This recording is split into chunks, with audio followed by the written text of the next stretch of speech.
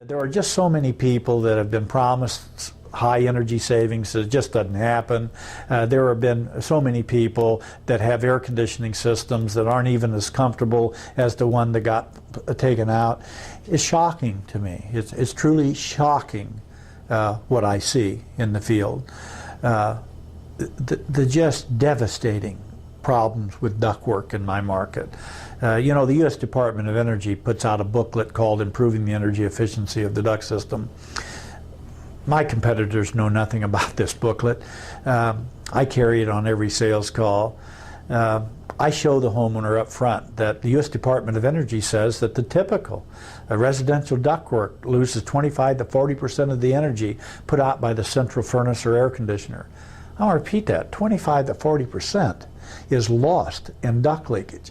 Now, how can I or any other contractor sit in front of mom and dad and talk about comfort and efficiency if 25 to 40% of all the heating and cooling is going to be lost in the duct system? I explained to mom and dad, look, you know, we don't change our air conditioner but once every 12 to 14 years. Don't you think when that time comes around that somebody ought to figure out, is the ductwork still okay up in that old dirty, nasty, hot, filthy attic? And so I'm going to test it for them, not just for them, but for me. I don't want to have somebody say to me, Mr. Mooney, why didn't you tell me all this before you sold me this? I just don't want that. That's hard to explain. They're mad at you when it comes down to that. Look, not everybody's going to fix this ductwork. But you know, I got to tell them up front that they need to.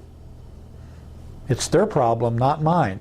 When you don't tell them that they need to, and you put an air conditioner in, it becomes your problem. And I'm not wanting to take on all the horrendous problems with ductwork that's in the industry, and it's horrendous.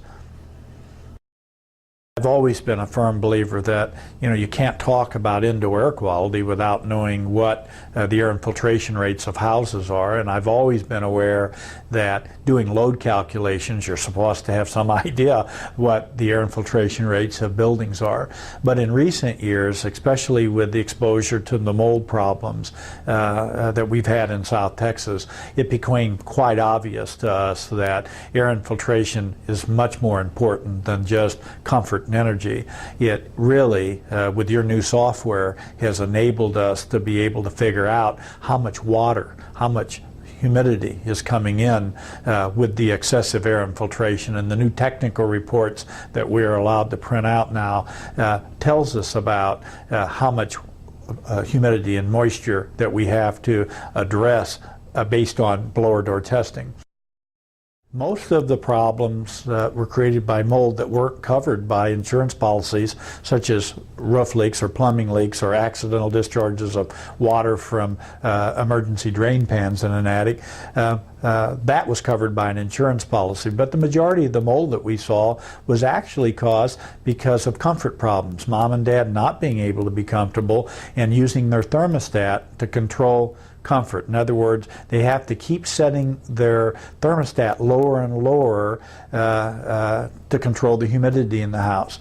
And of course, they get the temperature so low that they're causing surfaces to meet the dew point, such as grills and ducts in the attic and so forth and so on. And so using diagnostics, we're able to demonstrate and show this.